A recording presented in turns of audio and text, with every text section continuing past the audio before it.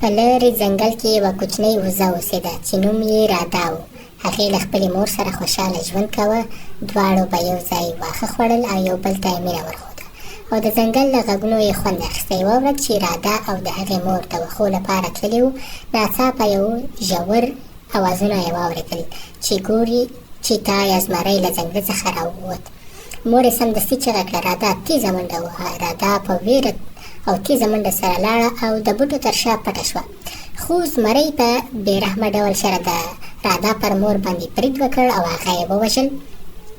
رادا ورته کتل او په سترګو کې اوښکې راغلې او د مور یاد خفه کړه. رادا د زړه په درد باندې غږېدله او د ژوندي پاتې کېدو لپاره یې د ځنګل په طرف منډې کړلې.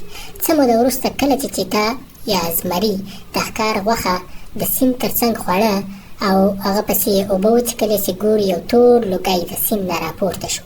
چې دغه لوګی نه و، په دې کې یو دیو راپورته شو.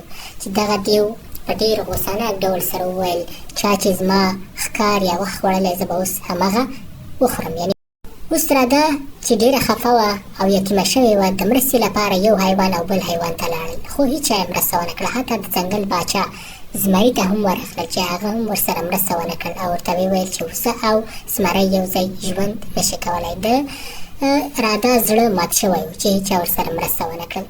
کله چې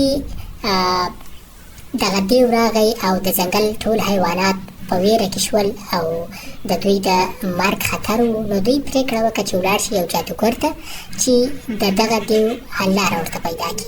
نو هغه جادوګر ورته وویل، تاسو باید یوه یتیمه وزه چې د خپلې مور وژنه، یعنې مرګ یې په خپلو سترګو لیدلی وي، هغه په خپله خوښه باندې ځان سیند ته اوبو ته وغورځوي، نو بیا به دغه دیو ختم شي، یعنې له منځه به لاړ شي، بېرته به بندي شي. ټول د رادا په لټه کې شول او لاړل او هغه یې پیدا کړه او د هغې څخه یې مرسته وغوښته. لومړی هغې ورته وویل، تاسو زما سره مرسته نه وه کړې، زه ستاسو سره مرسته نه کوم.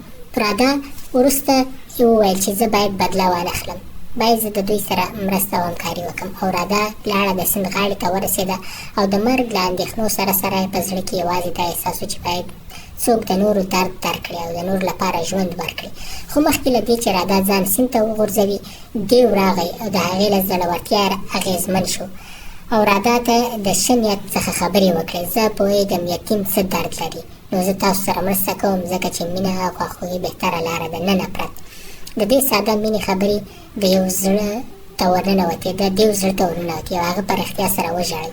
دیو د خپله تېروتنه په زړه کې ورغلل. هغه پوه شو چې باید انتقام وانخلي، دا د درد درملنه نه ده.